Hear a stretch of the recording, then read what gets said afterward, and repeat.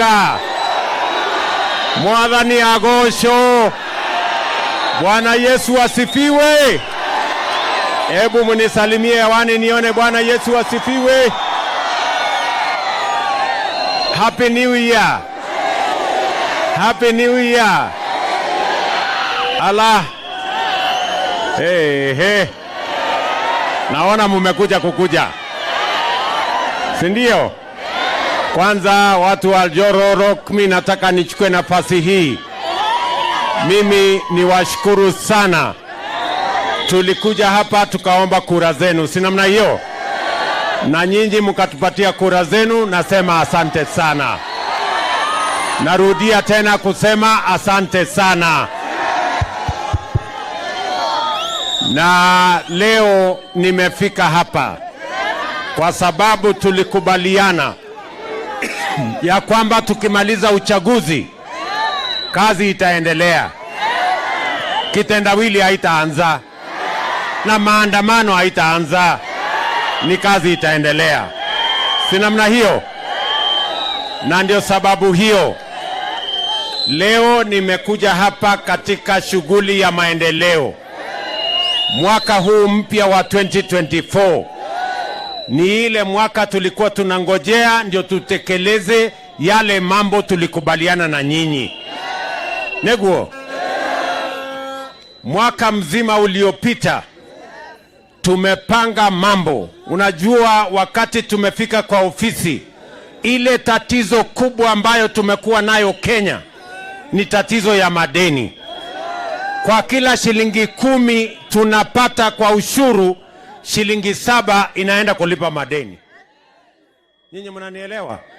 Sasa ikabidi sisi tufanye mambo, tuhakikishe ya kwamba nchi ya Kenya isiende ikazama katika mtaro wa mambo ya madeni. Nyinyi mnanielewa? Mimi nataka niwatangazie hiyo kazi tumefanya mwaka mmoja.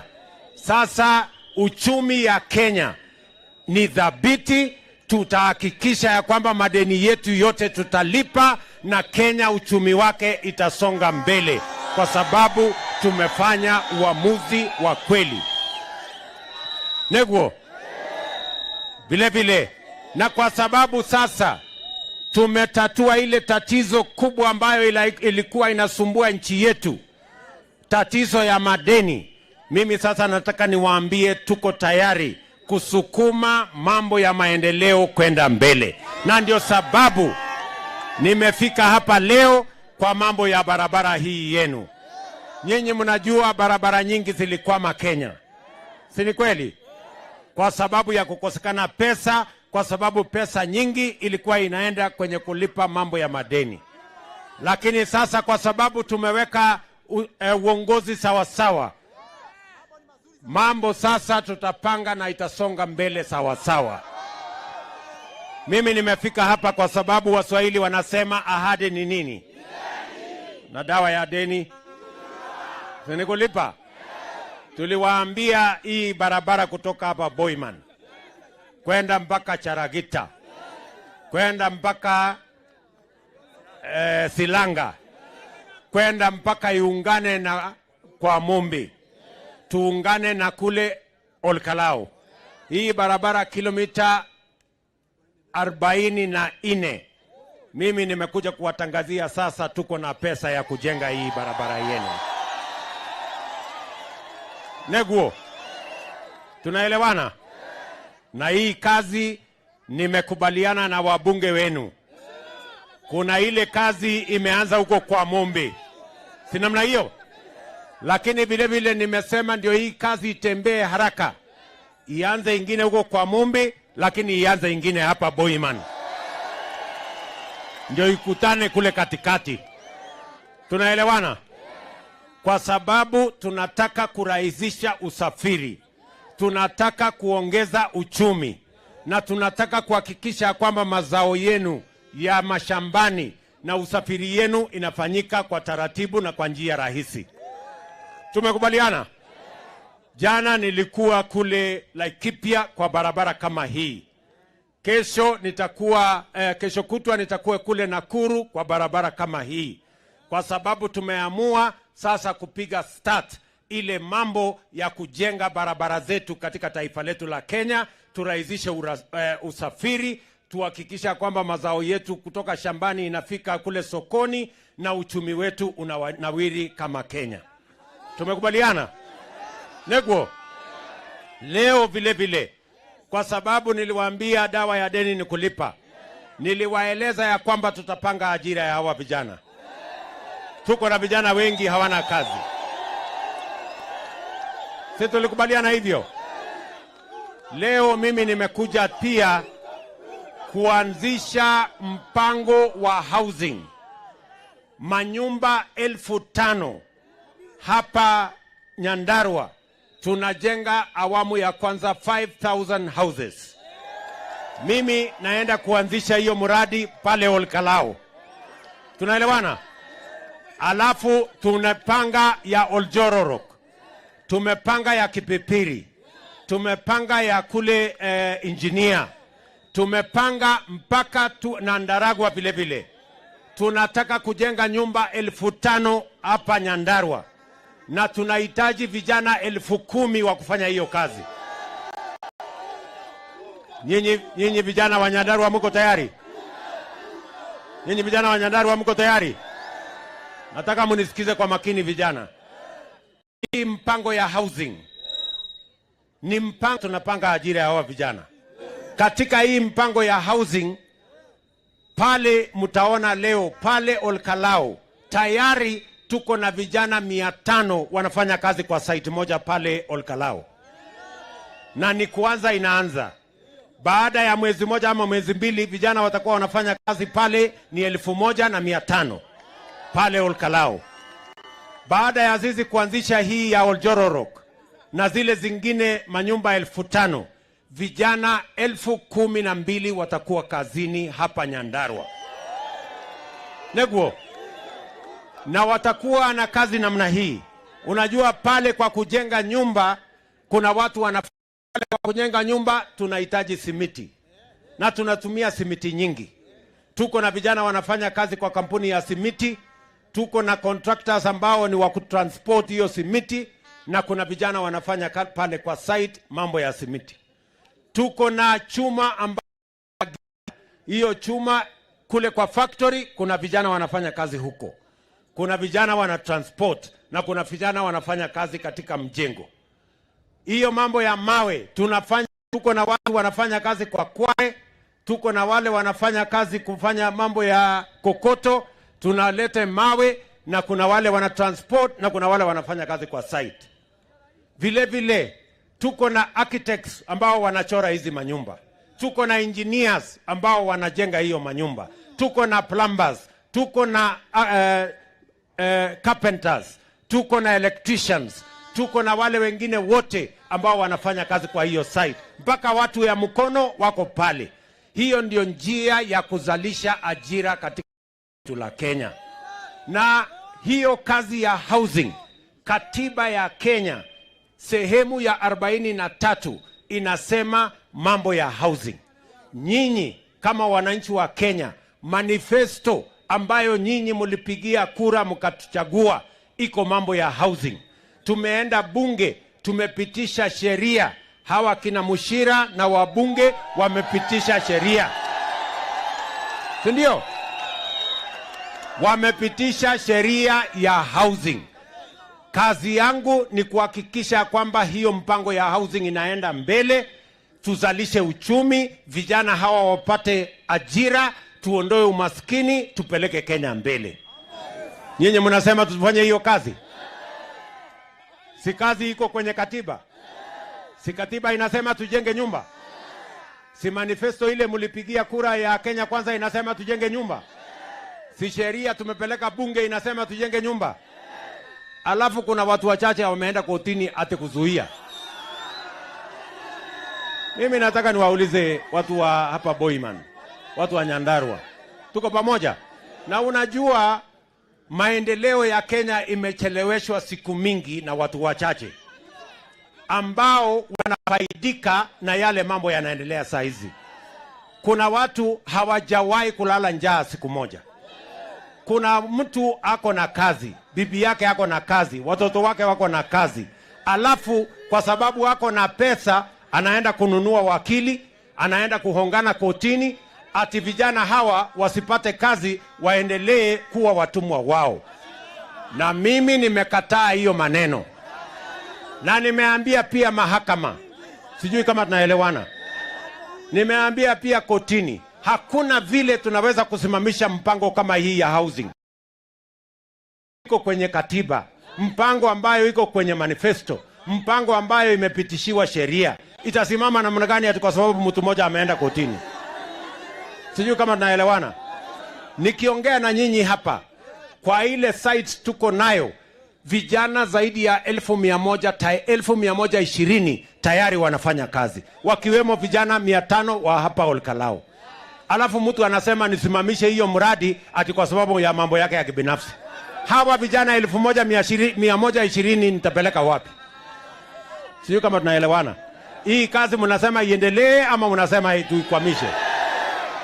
Mnasema hii kazi iendelee ndio hawa vijana wapate kazi, wale plumbers wapate kazi, electricians wapate kazi, carpenters wapate kazi, masons wapate kazi, architects wapate kazi, engineers wapate kazi, wale wakware wafanye kazi, factory ya simiti iendelee, factory ya chuma iendelee.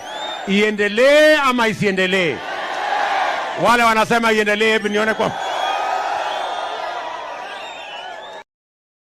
Kenya. Lazima tuambiane ukweli, ama namna gani jameni? Tuko pamoja? So mimi nawauliza ndugu zangu, watu wa hapa, na mimi nawauliza wale wako huko mahakamani, please mtupatie nafasi tubadilishe Kenya hii. Kenya kuna wakati serikali haikuwa na mpango, sasa tuko na mpango. Kulikuwa na watu hapa pale mbeleni hawakuweza kuamua, sasa tumeamua, ama namna gani? Sasa mimi nataka niwaulize kwa unyenyekevu, mkubali tubadilishe Kenya, na hii ndio barabara ya kubadilisha Kenya. Tutajenga hii barabara, tutafanya mpango ya housing, na vile vile kwa sababu ni deni, niliwaambia tutapanga ajira ya hawa vijana. Moja yao ni program ya housing. Ya pili, tumekubaliana na hawa waheshimiwa wote, akiwemo mshira wenu huyu. Ndio? Na mimi kwanza nawashukuru sana, mmenipatia kijana shujaa. Huyu mshira ni mtu wako chonjo sana.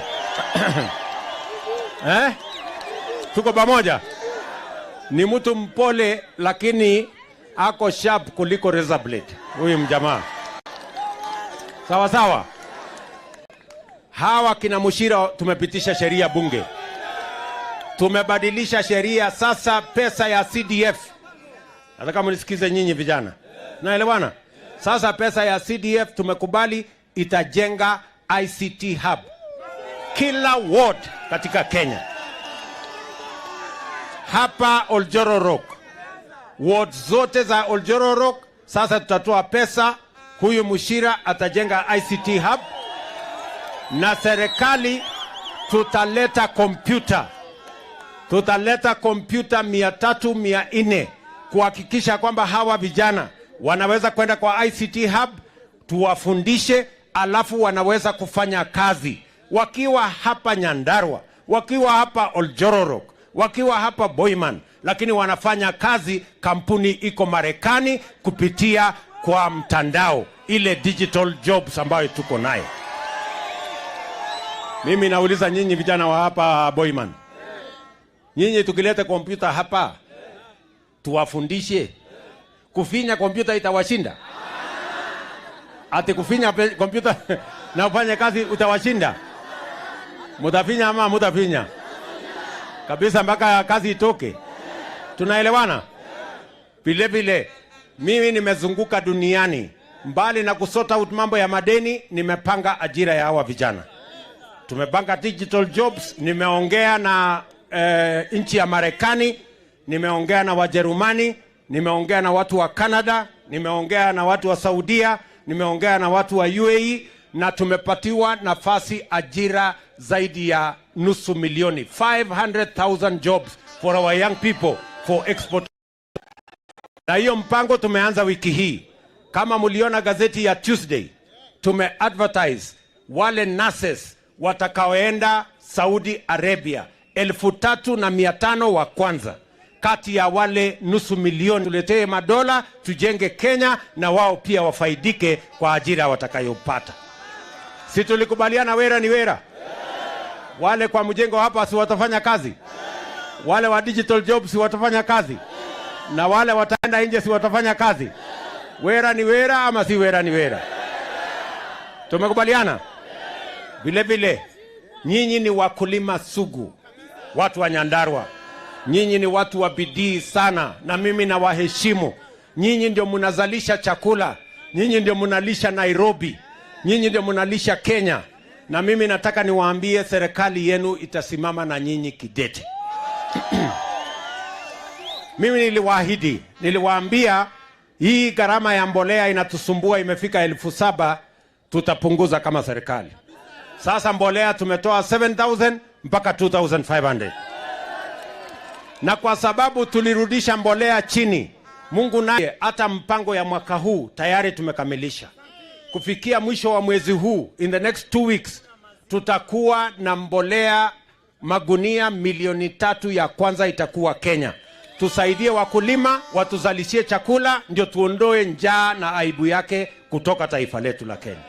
Na unajua niliwaambia njia ya kuondoa njaa Kenya ni kusaidia mkulima. Ama namna gani? Kwani hii chakula unga inatoka kwa duka ama inatoka kwa shamba? Si inatoka kwa shamba? Alafu mtu mwingine kwa ukumbavu ati anavaa sufuria kwa kichwa, anamangamanga kwa barabara. Ati bei ya unga itashuka, mtu akivaa kunia kwa barabara ati sufuria. Sio ni ujinga? Mimi nauliza nyinyi watu wa Nyandarua, si nyinyi wakulima? Usipoenda shambani chakula itatoka? Sasa hii watu wawache upuzi. Ama namna gani? Ati ile mtu akitendawili anatangatanga barabarani ameweka sufuria, anavunja viazi ya wamama, anavunja mayai ya watu, anazunguka barabarani, ati ndio bei ya unga itashuka. Itashuka namna gani? So mimi nataka niwahakikishie hivi, tutasimama na nyinyi, na ndio sababu mbali na barabara hii tunajenga, mbali na housing ile tunajenga, pia hapa Nyandarua tunajenga soko ingine mpya 5. Soko ya nyinyi wakulima. Soko 5 ya wakulima. Ndio mupate mahali pazuri pa kuleta mazao yenu. Mahali kuna maji, mahali kuna stima, mahali kuna usafi, mahali tutawawekea pia vile mutaweza kufanya value addition, ndio tupeleke mambo ya Kenya mbele. Jana mimi nilikuwa hapa Laikipia, hapa Nyahururu, ambaye inagawana na nyinyi. Si namna hiyo? Kwa sababu nyinyi ni wakulima wa maziwa pia. Nyinyi ni wakulima wa maziwa. Na mnajua wakati Mungu anatubarikia mvua, maziwa inakuwa nyingi, bei inaharibika. Sasa nimewaambia watu wa KCC, hakuna siku tena tutateremsha bei chini ya maziwa. Na nimekubaliana na wao, mimi nitatoa pesa ya serikali. Kuanzia mwezi wa 3, tunarudisha ile bei ya maziwa ambayo ilikuwa imerudi chini karibu shilingi 30, sasa tunarudisha shilingi 50 kwa kila lita. Nimesema shilingi ngapi? Nimesema shilingi ngapi? 50 kwa lita moja. Kuanzia tarehe 1 mwezi wa 3 tunaweka bei hiyo na KCC. Nyinyi mnanielewa? Jambo la pili, hii pesa ya maziwa sana sana inachelewa. Unangoja miezi 2 bado haijalipwa. Si ni kweli? Sasa nimekubaliana na watu wa KCC ya kwamba maziwa ilipwe kama mshahara. Si mshahara analipwa mwisho wa mwezi ikiisha? Kuna mtu anaambiwa ngojea? Sasa tumekubaliana mwisho wa mwezi mpaka mwezi wa 7 maziwa inalipwa mwisho wa mwezi. Hakuna mambo ya kungojea siku hiyo ingine. Na kama kwa sababu watahitaji msaada wa serikali, nitaweka pesa ya serikali kuhakikisha hiyo inafanyika. Tumekubaliana? Bado haijatosha. Nimewaambia tena mwezi wa 7, na nyewe mshira usikie. Mshira yako wapi? Wewe. Mshira, Mama Faith yako hapa, wabunge hawa wako hapa, Wanjiko Muhia, Bwana Kiaraho, Bwana Gachagua, huyu mbunge wa Nyandarua, musikie vizuri. Na Bwana Medhu huko hapa. Sikizeni nyinyi waheshimiwa, unajua hii hawa ndio watu wametuajiri hawa, si nyinyi ndio mmetuajiri? Sasa nikilete budget, mimi nalete budget mwezi wa 6, na kwa hiyo budget nitaweka pesa ili hawa wakulima wa maziwa badala ya kungojea siku 30 watakuwa wanalipwa every 15 days pesa yao ya maziwa, kwa sababu unajua mimi ni mkulima wa maziwa pia. Kununua chakula ya maziwa ni bei ghali. Saa zingine kungojea mwezi moja inakuwa ngumu. Ama namna gani? Na hii wakulima wengi wanaenda wanauza maziwa kwa hawkers kwa sababu hataki kungojea siku 30. So we need to manage the hawking challenge in Kenya by making sure that we pay farmers regularly. Nyinyi mnanielewa? Kuanzia tarehe 1 50. Si ndio? Na ilipwe kama mshahara. Kuanzia tarehe 1 mwezi wa 7 inalipwa every 15 days. Ndio hii biashara yetu ya maziwa iweze kusonga mbele. Tumekubaliana watu wa Nyandarua? Si namna hiyo? Tushughulike na hiyo kazi. Na tunataka kupambana tuhakikisha kwamba Kenya inasonga mbele. Vile vile nikiwa hapa kwenu tumekubaliana na huyu badilisha, huyu Kiarie hapa na wenu ya kwamba mambo ya matibabu sawa sawa, kwa sababu unajua si tulikubaliana bei ya NHIF itoke shilingi 500 mpaka shilingi 300 kwa mwananchi wa kawaida. Nyinyi si tulikubaliana hivyo? Na mimi nataka niwaeleze vile tulikubaliana katika uchaguzi, tukapigia katiba ya nasema hivyo. Tumepeleka sheria bunge. Hawa wabunge wamefanya kazi yao, mimi nawashukuru. Wapigie makofi hii wabunge jameni. Tuweke community health promoters. Wale watu wakuja nyumbani kupima mambo ya sukari, kupima mambo ya pressure. Tuko na watu 1,300 community health promoters. Is that correct, mheshimiwa? Community health promoters 1,300. Na tayari tumewapatia kits. Wako na kits yenye wanaweza kuja kwako, wapime pressure, wapime sukari, wakuangalie, waseme ukae namna hii. Na mbali na hiyo, sasa tunataka kubadilisha ile mambo ya malipo na tuweke universal health coverage mpya. Mimi nataka msikie kwa makini. Hiyo sheria mpya ya mambo ya afya iko na mambo matatu. Ya kwanza, community health promoters. Kabla hata hujaenda hospitali, kuna muuguzi, daktari atakuja mpaka nyumbani. Akupime, apime pressure, sio lazima uwe mgonjwa, akuambie wewe punguza sukari. Wewe wacha kukunywa maziwa mingi. Wewe usikule nyama. Wewe usifanye namna hii, kula mboga mingi, fanya nini? Hiyo ndio kazi ya huyo mtu hapo. Anafundisha wewe vile ya kuishi. Si namna hiyo? Ya pili, bima ya afya. Health insurance. Kwa sababu kuna watu hapa wako na NHIF. Si namna hiyo? Lakini hapa kuna watu pia hawana uwezo ya kulipa NHIF. Si ni kweli? So tumekubaliana ya kwamba wale wote ambao hawana uwezo wa kulipa NHIF, serikali ya Kenya itawalipia. For the first time. Ndio kila mtu, mnanisikia? Ngoja kidogo. So ndio kila mtu awe na bima ya afya. That is number 1. Number 2, wale wanalipa shilingi 500 na uwezo yao iko chini, tutarudisha from 500 mpaka 300. Hiyo ni jambo la pili. Tunaelewana? Jambo la tatu, hakuna mtu tena kwa sababu wako na ugonjwa ile chronic kama vile cancer ama hypertension ama diabetes ati ataenda hospitali arudishe nyumbani ati kwamba hana pesa. Na hakuna mtu tena atauza shamba yake ama ng'ombe yake ama mali yake ati kulipa gharama ya hospitali. Kwa sheria mpya ya Kenya, kila Mkenya ataenda hospitali, atatibiwa na aende nyumbani bila ya kuulizwa pesa yoyote. Nyinyi mnanielewa jameni? Nyinyi mnanielewa? Hiyo ndio kazi tumepanga for the last 1 year na hawa viongozi wenu. Tumepitisha sheria zote. Sasa ndio mjue hii Kenya iko na kisirani. Kuna watu wachache wameenda tena kotini. Mtu ako na comprehensive health insurance. Yeye ako na bibi yake ako na comprehensive health insurance. Ameenda kupinga ati huyu mwananchi wa kawaida asipatiwe health insurance ya serikali.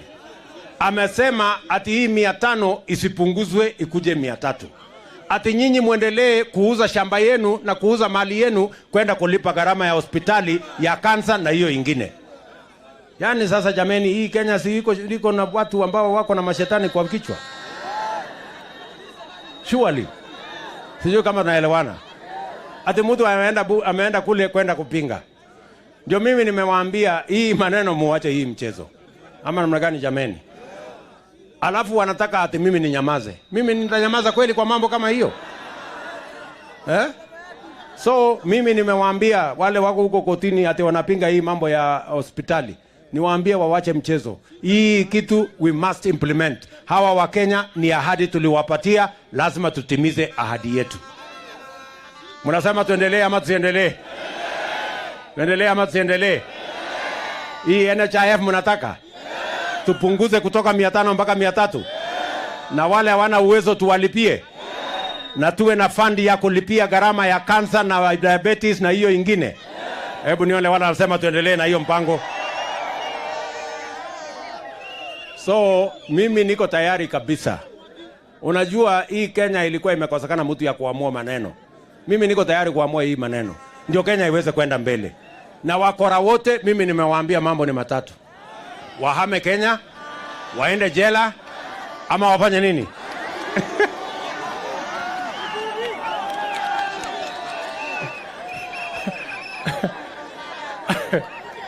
Ama wasafiri. Sijui kama nini, namna gani. Unajua, how can we entertain a few people wanatuletea kisirani jameni? So watu wa Nyandarua, mimi nimefurahi sana kufika hapa, na mimi nitawakalia ngumu. Hawa nitawakalia ngumu sana mpaka hii Kenya itabadilika kwa lazima. Ama mnasemaje? Wakora situwakalie ngumu? Na nimewaambia mtu asiende kujificha ati nyuma ya mahakama, ati kusema judiciary is independent, na anajificha huko ndio haribu mipango ya maendeleo ya Kenya. Ati aenda ajifiche nyuma ya mahakama ati independence ndio aweze kusabotage universal health coverage ama housing program. That is unacceptable. Sijui kama ni namna gani, kwa sababu hata hiyo mahakama ni mali ya wananchi hawa. It must submit to the will and the wishes of the people of Kenya. Tumekubaliana jameni? Nego kana tigwo? Neduraigu dhania? Fio? Kabisa? Hebu niole wanasema tuko pamoja. Bas, mimi niko hapa na muungwana.